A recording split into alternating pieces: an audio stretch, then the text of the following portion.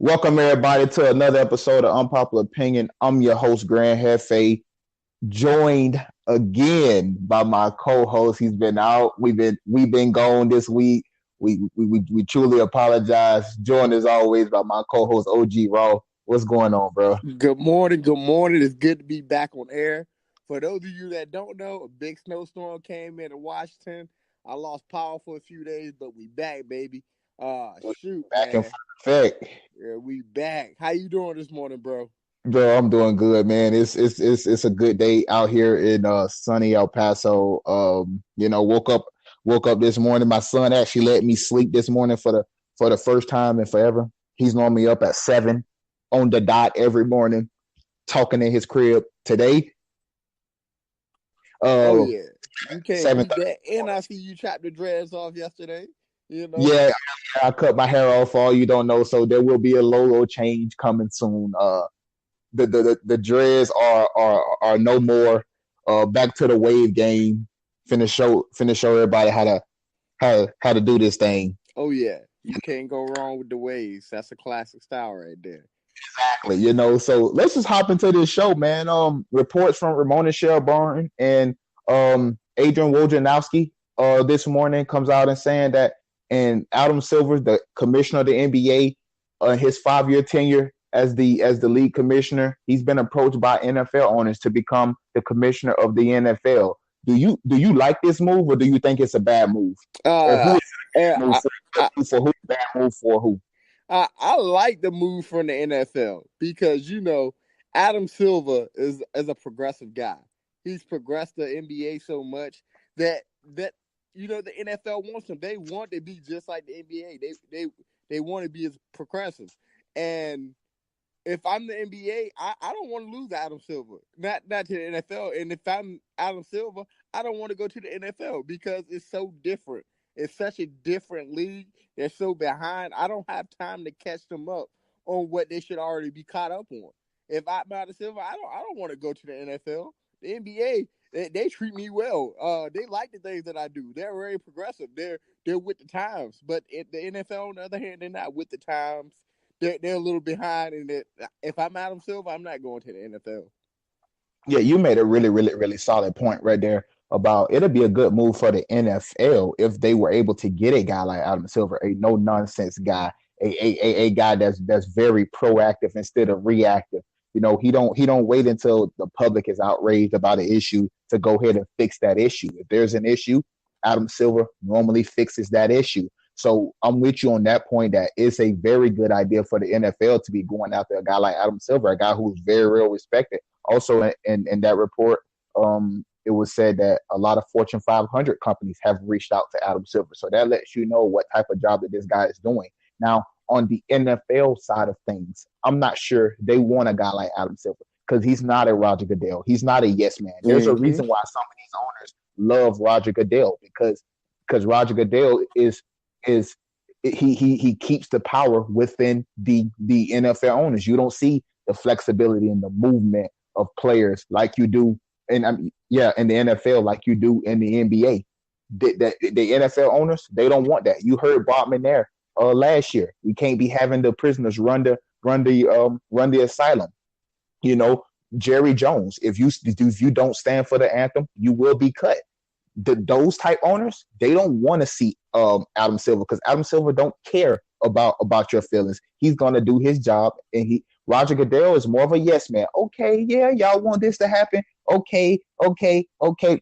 The NFL really, really don't want to see Adam Silver in that chair. I fully believe that, but it will be a good idea for the NFL because of how good of a commissioner um, Adam Silver really is. Most definitely. So switching gears, jumping over to the NBA, man, the Lakers has been in a bind even since LeBron has been back the 5 games or so that he's been back. Obviously, he rested one of those games.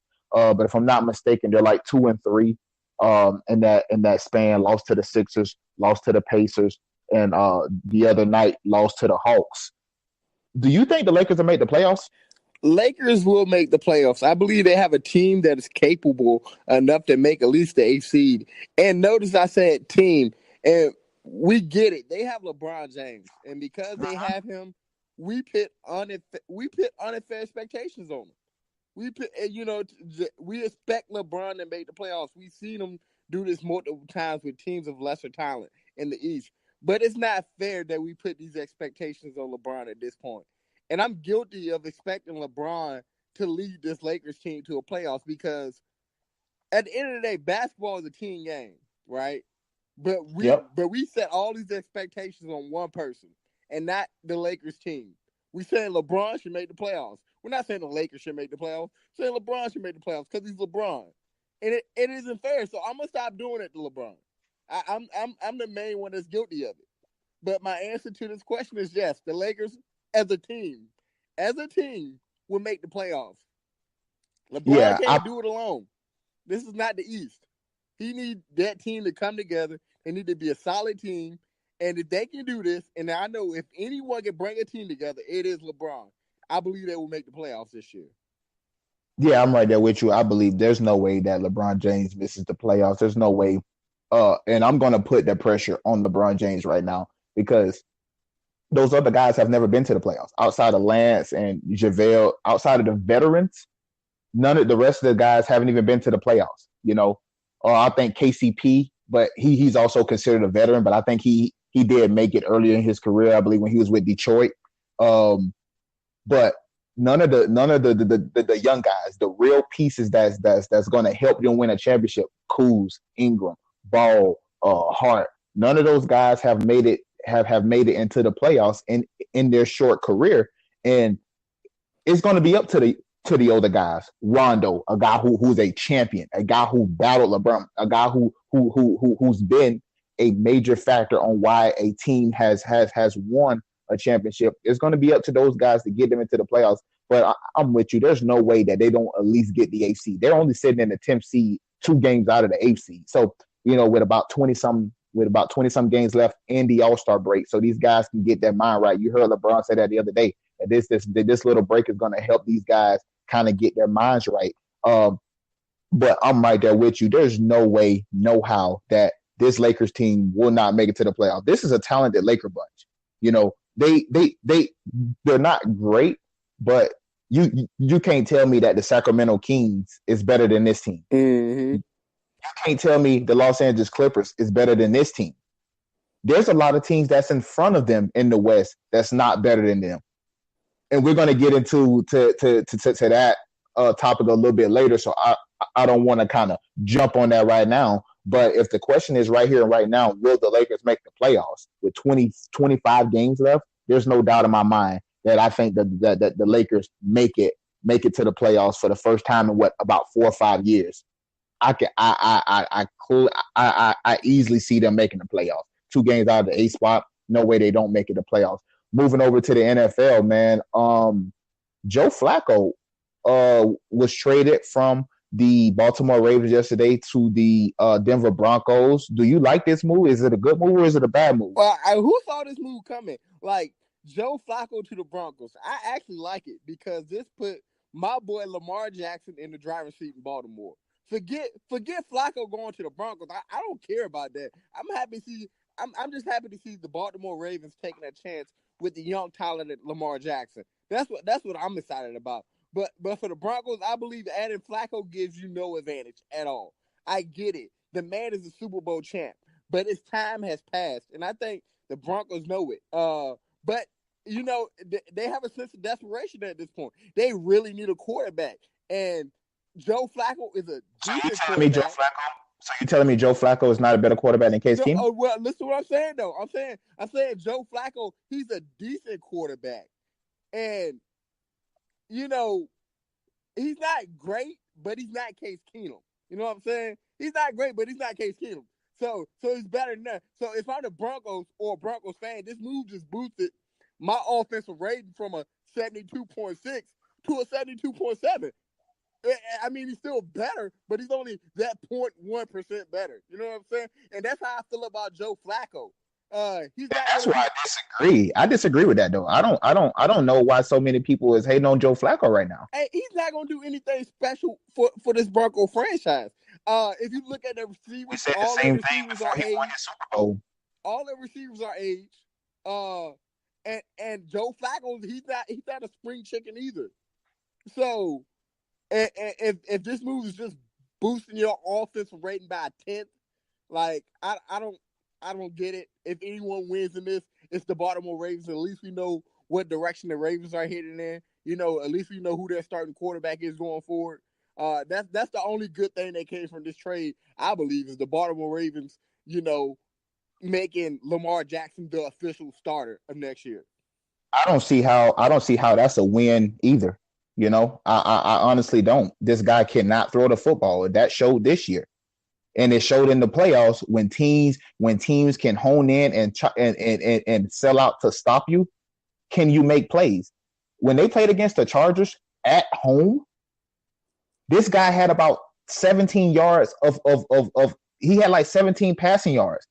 That Ravens offense sucked the whole entire game until it was already out of reach, and then now you in desperation mode and you're just launching the ball. Well, you're not going to be able to do that every single week. Just launch the ball.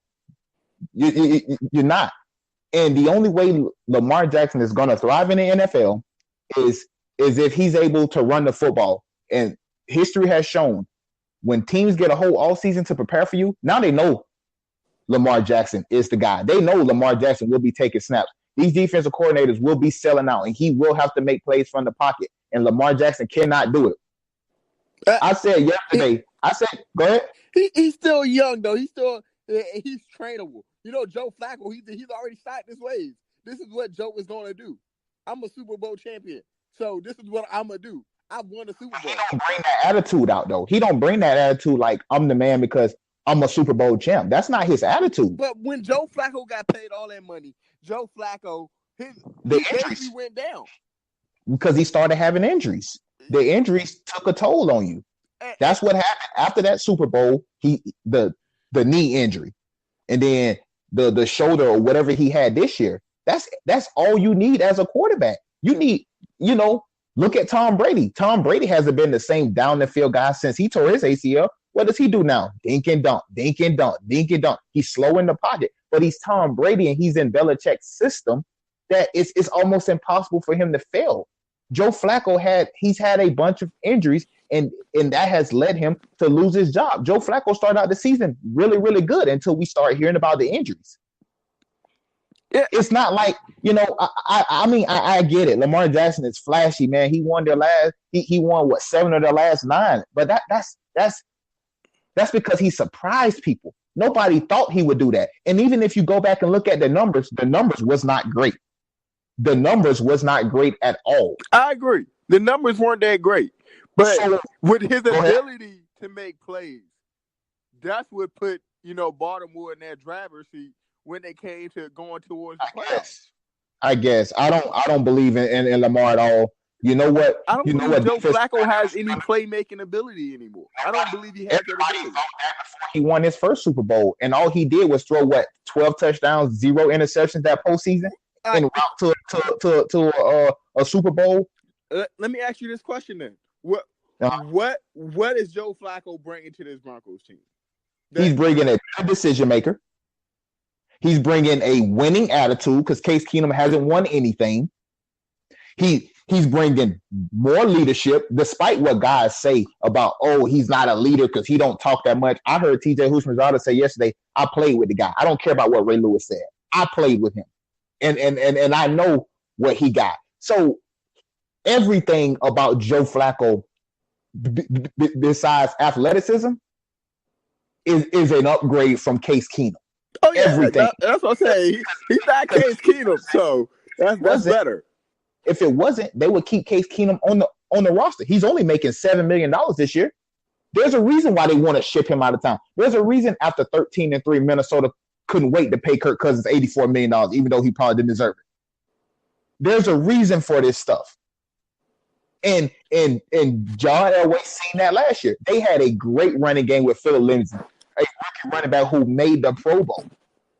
And Case Keenum still couldn't get. Now I get it. They had injuries. They traded Demaryius Thomas away. Emmanuel Sanders got hurt down the stretch of the year. But that's what the draft is for. Now in the draft, they don't have to worry about going to get a quarterback. They can go get one of these playmaking receivers. They can go get another rush in because there's plenty in the draft. Josh Allen, Brian Burns, Oliver, Gary from Michigan. There's plenty of them.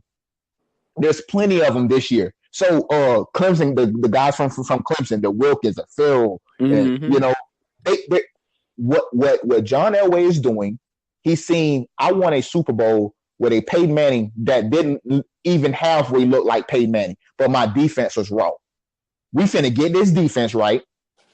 We got a veteran quarterback who know what I expect of him. We got a good running game with Phillip Lindsay. We're gonna build on that.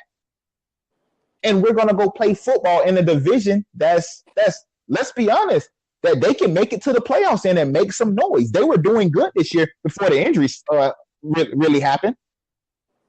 Even with the bad play of Case Keenum, I just think this Joe Flacco move puts them way over the top.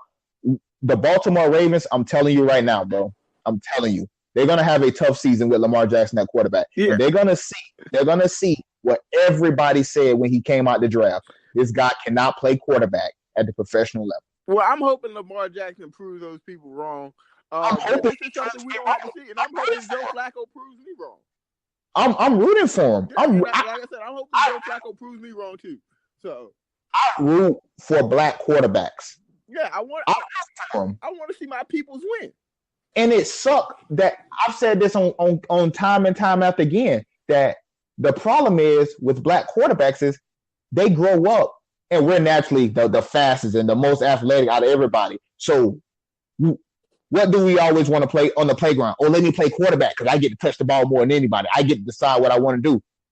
And then they go to college or they go to high school, and the high school coach see that. Oh, this dude right here, forget developing him as a quarterback. We see this guy as a runner. Cam Newton struggled with it as well. Robert Griffin. He could throw the deep ball well, but he wasn't great intermediate. We see this time and time after again with these guys, the college quarterbacks and high school quarterbacks, they put them at quarterback and don't care about developing him. As long as we winning games, you're going to go to college. So it's almost like we're helping each other because you still get to go to school. Mm-hmm. And they don't develop as quarterbacks, and they get to the NFL where you have to make plays. This ain't college where you get to go to Alabama and you playing with 15 other ESPN top, 100 players. This ain't that. Everybody is spread it out. The talent is spread out. You're going to have to be able to make plays on a week-to-week basis. There are no easy games in the NFL, despite what guys like me or you and anybody get on TV and say like this team is professional. Going up against the Browns, that's an easy game. Well, I seen Denzel Ward, a rookie cornerback, make it to the Pro Bowl this year from my defense, and he wasn't an alternate. So all I know is we won 7 games this year. Could have been 10. We coming for 10 next year with the addition of Kareem Hunt. We haven't even got to talk about that yet. The Kareem Hunt situation. But let's stay right here in that North Division, that AFC North Division, my division. Antonio Brown publicly tweets out the other day, thanks Pittsburgh for the big 9 years. I enjoyed with a little minute video. Will trading Antonio Brown be the biggest Pittsburgh mistake? Well, first of all, Pittsburgh's biggest mistake was not paying Le'Veon Bell. And from there, it's been downhill for their organization. This trade will only solidify, I think, how terrible this organization is at keeping, their talented position players. We're talking about a guy that can be a number 1 receiver wherever he goes. And for the Steelers to lose him, just like they lost Le'Veon, wherever he goes. Wherever he goes, he's the number 1. I don't care if it's Odell Beckham on the side. Antonio Brown will be your number 1. And I agree. And I think Odell Beckham is better than Antonio Brown. But no question, will this guy be a number 1 receiver on any team he goes to in the NFL, including Atlanta. Exactly. And I can say big games. I've seen Antonio Brown show up in big games every single year. So my bad, bro. I got it. And I can say we all saw this. We all saw this coming. We talked about it, when stuff started getting leaked and from the Pittsburgh organization out. We said Brown ain't gonna be there much longer. He ain't gonna be there much longer. And then then the Pittsburgh Steelers, they dragged him through the mud long enough, and now both sides want this. So hopefully that Steelers organization, they can get some trade value out of this. They can try to not replace his talent, but they can try to get someone that fill that number 2 receiver position now that they have Juju as their number 1 guy. But I don't see them, replacing this talent. It's hard to replace a talent like Antonio Brown. And what he meant to that offense, I just think, maybe Juju's next. Maybe he's next. Well, I will say this you made an excellent point to start off your debate there, and that was the organization. A lot of people aren't putting blame on the organization. Everybody always want to say is Le'Veon or is Antonio Brown, but let's not forget it was also Mike Wallace. It was also Emmanuel Sanders. Also went through this. So it's not just like it's Le'Veon and it's just Antonio. No, it's always been the organization. And who's been on the other side of that, laughing at everything because they're good? Ben Roethlisberger. Nobody talks about this guy. It's only the guys that, he didn't show up this year. He let his teammates down. And he Antonio Brown, he's a selfish guy, But every time I hear anybody talk about Antonio Brown, they say he's the hardest working guy in this building. And that's what I want on my team. I want a guy. I want a dog on my team. Exactly. So this guy go. This guy's had 6 straight 1,000. 6 straight 100 1,000 yard seasons. Man, how impressive is that, man? 6 straight 100 catch seasons plus 1,000 yard season. Yeah, that's impressive, man. Like, and super Steelers fans acting like they can just replace that. We got Juju. He caught 100 balls this year. Juju caught 100 balls as the second guy when Antonio Brown was still being double teamed. Exactly. How is Juju gonna be when team the same with Lamar? I think Juju's gonna be better because if you watch this guy play, Juju is a gamer. But you're not gonna see 100 catches from Juju this next season. We may see 80. We won't see 100. He's gonna be the number 1 guy. Big Ben is going to be trusting in him a lot more. Defensive coordinators are going to be selling out the blanket coverage. We're going to have a guy underneath and a safety over the top, or a linebacker across the middle, just in case you want to run a slant or something, or drag, or dig. We're going to have that there. Letting go Antonio Brown is going to be one of the worst things that the Pittsburgh Steelers. It's going to be painful for them and their fans. And I hope it is for the fans. Obviously, I'm a Browns fan. I don't care about the Pittsburgh Steelers. All these do is help me out. Baltimore went to Lamar. Thank you. Thank you for going to Lamar. Because if you look at that Week 17 matchup that we had against the Ravens, we played Lamar very, very well. It was just a game that didn't really matter for us. And it would have been better off letting the Baltimore Ravens get into the playoffs than winning and letting the Pittsburgh Steelers get into the playoffs. So, kudos for you, Baltimore. I'm glad you went to Lamar Jackson. Kudos to you, Steelers, for messing up everything, and now you're losing Le'Veon and Antonio Brown. Kudos with an aging Big Ben. Appreciate it. I thank you. Good job, Cincinnati, for finally firing Marvin Lewis. Because now we got Cincinnati, a quarterbacks coach who just hired a high school coach to be on his staff. Please, thank you. With Andy Dalton coming off an injury and AJ Green coming off an injury. Man, this is great for the Cleveland Browns this 2019-2020 season. I can't wait. And we got Kareem Hunt. I can't wait. I cannot wait. And even after all this, the Browns still ain't going to make no noise. Watch what happens. They still ain't gonna make no noise out there. Watch what happens. Watch us work. I'm gonna be paying attention though. I'm gonna be on it. Watch what we do next year to a bunch of teams that says they're good. But jump into the amateur ranks, man. Zion, the Duke Blue Devils. My Duke Blue Devils has been getting a lot of attention. Zion has been getting all of the hype. Is he getting too much hype? I say no. Keep hyping that man up. I'd rather it be Zion Williams than one of the ball boys. And at least Zion Williams is showcasing his talent, his athleticism, and all the hype is from his play. It's not like his dad is just out in the media hyping him up or just being a distraction. You know what I'm saying? They're hyping him up because the dude is good. And as an athlete that is, as an athlete, the one thing you care about the most is the game when you're trying to make it. You know what I'm saying? And the way Zion Williams plays, you can see his passion for the game. He's not just there just to lose. He comes out and he wants to win every night. He's 100% on almost every play that I watch this guy play. He doesn't give up on fast breaks. He don't give up on anything, man. Like, that dude is an animal. And I told myself, after LeBron stops playing, who am I going to watch? Really, who am I going to watch? And this guy, Zion Williams, has my attention. You're going to be disappointed.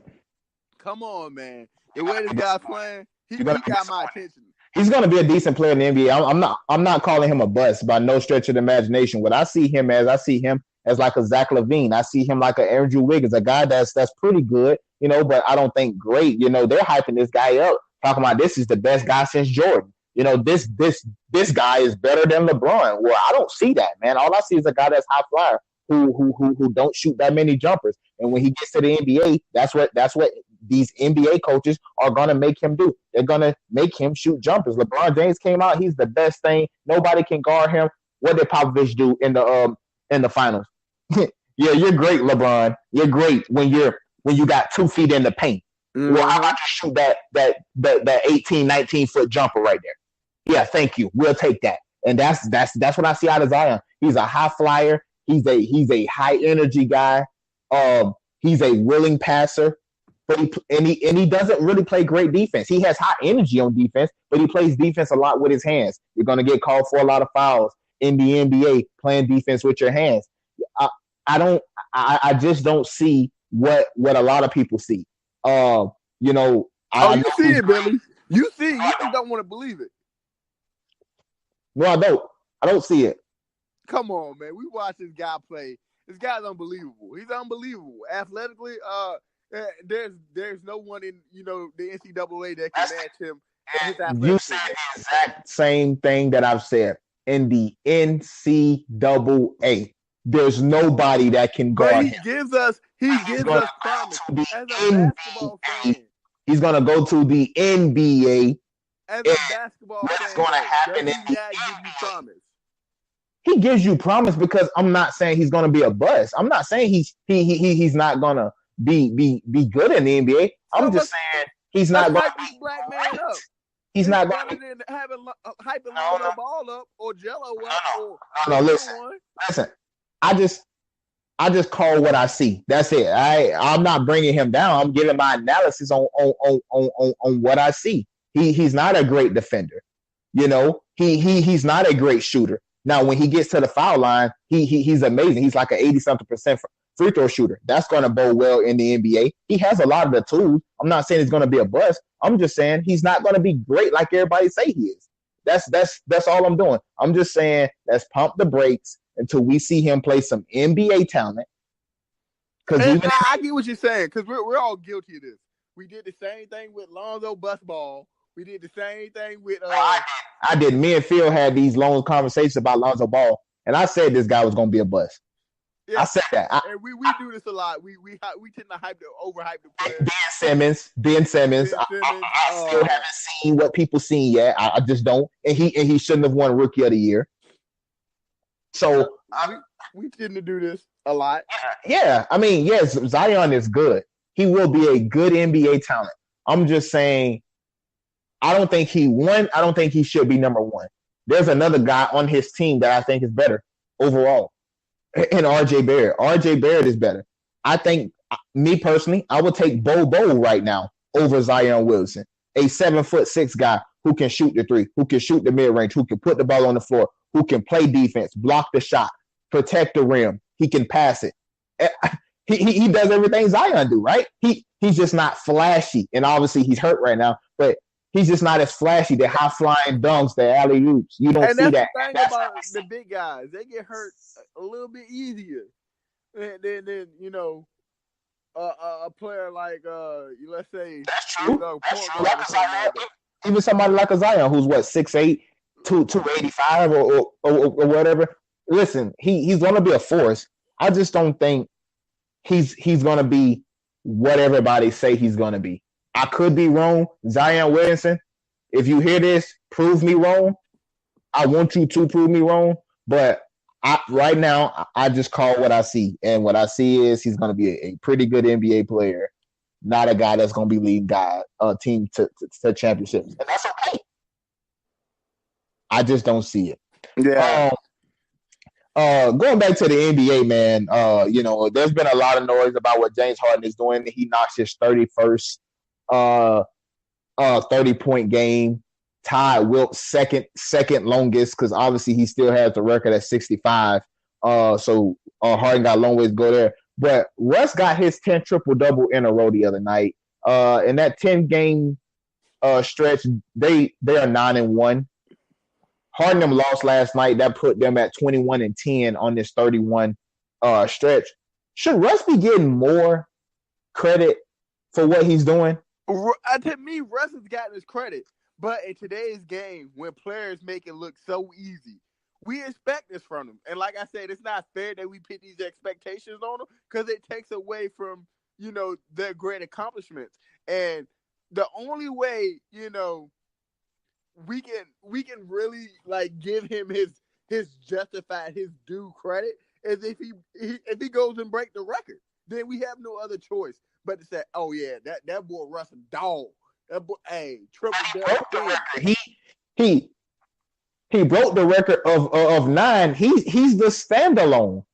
10 triple doubles. That's the consecutive. That's the most by any player.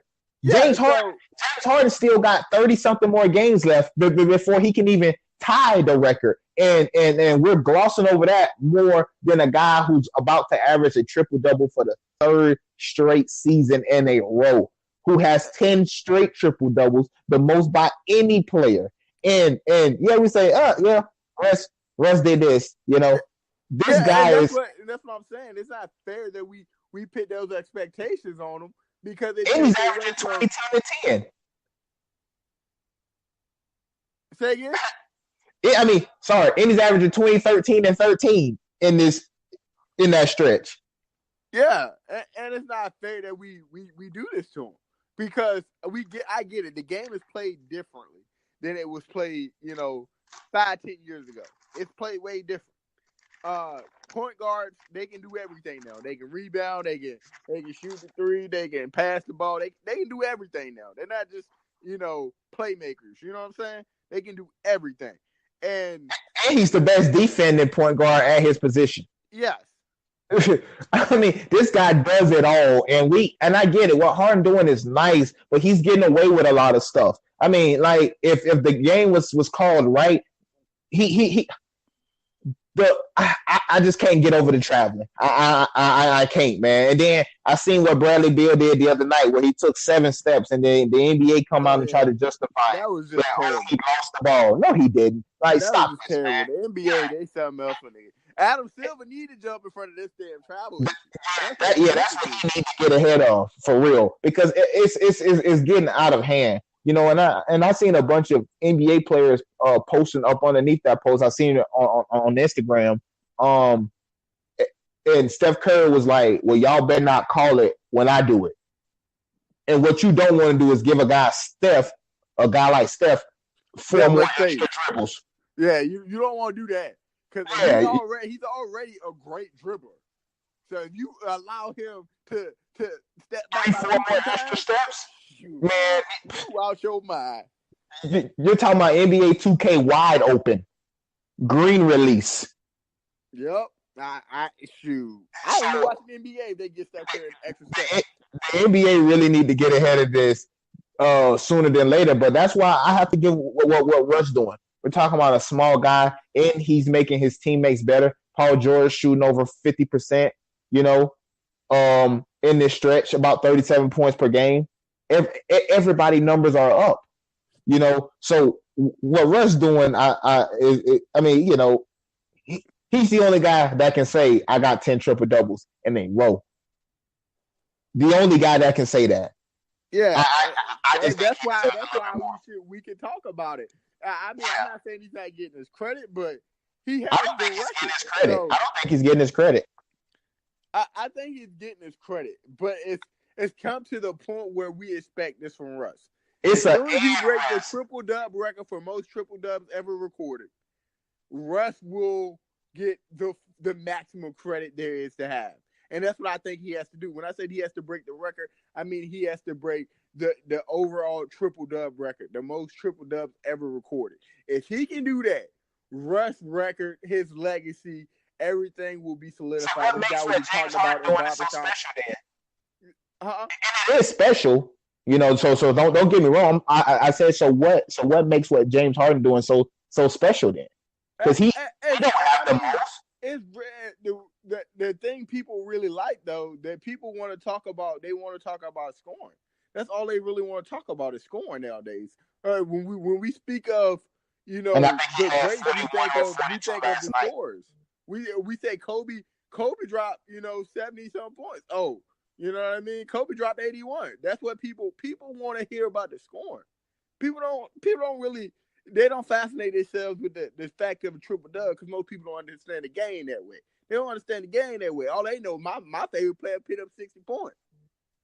That's all they know. That's a good point. That's a good point. That's a very, very good point. But people like me and you, we wrap our head around this game that we love, and we look at these things like, the little things that they're doing. Look, he's a point guard. But he's also the best defending point guard. He's also making players on his team better. He's putting Paul George in a position to go out and score at will. He's also taking pressure off his big man Adams, and he's rebounding the ball as well. He's while Adams box out. See, these are things that most point guards wouldn't do. But this is what Russ is doing. But most people who don't understand the game can't fathom, that. This those analytics of it. That's true. And what a lot of people also try to do is they try to use the numbers, to support them when they want it to. Because see, they'll say, oh, this guy is shooting Russ is shooting 20% from the field, and he's shooting 60% from the free throw line, but then when on the flip side of that, they'll say, oh, but this guy's shooting 37%. And then they'll say, oh yeah, but you have to watch the game. Yeah, he's shooting this, but you have to actually watch the game. People pick and choose when they want numbers to fit their argument. And I think that's what we do a lot of times with Russ. But to wrap the show up here, let's say the Lakers don't make the playoffs, right? Let's say these 25 games they fall short. Let's say they move up to the 9th seed or whatever. How much of the blame does LeBron deserve if the team doesn't make the playoffs? LeBron deserves no blame. The team itself would deserve blame if the Lakers were not to make the playoffs. Have you seen what LeBron has been playing with? Like, have you seen the talent? Like, have you actually just watched the game when LeBron is on the bench to take a break and watch his team play? It's terrible. It looks terrible. Luke Walton coaching is terrible. There's a lot of other things that go into this other than LeBron. You know what I'm saying? A lot of other things. And on the Luke situation, I've been hearing that the odds to get a new coach next year, it'll be Jason Kidd. And I seen that. I was like, what the hell is Jason Kidd finna do for this Lakers organization? Wait, Jason Kidd? I like the number 2 guy that they had there. I think that's probably the best candidate, in my opinion. I think getting Mark Jackson would be perfect for LeBron. He's a guy in the NBA. Who played in the NBA, who was good at his position, who was a coach who was wrongly fired after a 60-win season. They fire a man. I've never seen that before. Or a 56-win. They were 3rd in the West that year. I don't see how you fire that guy. But they got Steve Kerr and they've been winning championships, so everybody kind of been on hush about it. But I think a guy like Mark Jackson would be perfect for it. I would love to see Mark Jackson coaching the purple and yellow. I would love to see that. I would be a fan. I wouldn't be, but I wouldn't be. I hate the Laker fans, so no, I take that back. I couldn't be. I would just like Mark Jackson. And I would just like LeBron. But I would think it'd be unfair just to pit the blame on LeBron. Basketball is a team game. So how about this? Give me a percentage. Give me a percent on how much. If I'm handing out percentages, I'm gonna go ahead and throw 30% of that on LeBron though. He's gonna get 30% of the blame. I think that's where you're wrong. Come on, man. LeBron would deserve 0% of the blame. And let me tell you why. December 25th, 2018, the Lakers were sitting in the 4th seed, a game and a half, I believe, out of the 3rd seed when he got hurt. He got hurt for 17 games. He did not play for 17 games, and they're in the 10th seed.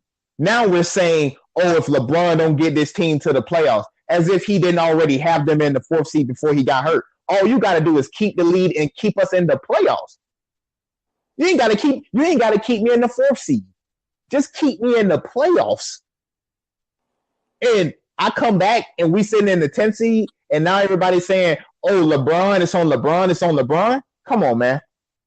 That's ridiculous. That is crazy talk. I do believe it's crazy talk, but then again, I watch games like that Hawks game where I think LeBron should have closed it out. He should have. That was all on him. Close it out. I was like, LeBron. That was all on him. He missed a layup down the stretch. He played sloppy. He didn't play no defense. I definitely agree. We can't drop games like that, especially games where that Hawks game is a game we should win. Ain't no way in hell we should be losing to Trae Young and company. Because I don't know no one else on the Hawks. I was about to say, in a bunch of nobodies. Yeah, I don't know no one else on the Hawks. That's been there for a while. I can't remember his name right now. Bazemore. Yeah, Bazemore, him. Yeah, he's like the only one on the whole team. And when I look at it, I'm like, how are we losing to this team? And I'm looking at everything. Our free throw shooting, our sloppy play, Brandon Ingram being just missed too many layups in that game. Lord have mercy. Yeah, it's bad, man. But if we drop games like easy games like the Hawks, man, I got to give the blame to somebody. And if I'm gonna give the blame to anyone in a loss in a game like the Hawks, I'm gonna give it to LeBron. I'm sorry, because that's a game you got to close out, Brian. If we're placing blame game by game, I agree with you. If we're placing blame as far as that Hawks game, man, listen, I'm giving LeBron about 90% of that. Yeah. And that's only because I can't give it to him all because he had teammates out there. So yeah, game by game, yeah, I think he lost that Hawks game. You have to finish that as the best player playing basketball right now, playing for a team that's struggling right now, playing for a team that guys are looking to you to say, you wanted to trade us, show us what you got. Show them what you got. And he didn't do that. So, yeah, game by game, yeah, we could place blame, but I'm talking about for the season. If they don't make the playoffs right here, right now, I can't look at myself and say a guy that had them in the 4th seed, he missed 17 games and they come back, and he come back, and they're in the 10th seed. I don't see how that's his fault. And then because you know what that says? That says you want LeBron to be God. You want him to be Superman because you want him to also keep winning for the Lakers, but you also is expecting him to make other teams lose that's in front of him. What if the Clippers just keep on winning? No matter how much the Lakers winning right now. What if the Clippers just keep on winning? What if the Kings just keep on winning? Yeah. So how can we say that is his fault when he didn't put them in that situation? I had us in prime spot. I had us probably facing a Portland in the first round who we can beat, moving on to the second round. I come back, I'm in the 10th spot. I can't stop the Kings from losing. I can't stop the Clippers from losing. I can't stop the Spurs, the Thunder, the Rock. I can't stop none of these teams from losing. So to say that he will deserve any blame. I just can't see that, man. Yeah. Not unless he gets them into the playoff picture and then they fall out of it again. But if it goes how it is now, there's no way I can say that LeBron James deserves any credit for the way that this season went. I just can't do that. Yeah, and we can't put it all on him. It's the organization's fault, the team fault. It starts everywhere. You know what I'm saying? It starts everywhere. First of all, Luke Walton is the coach.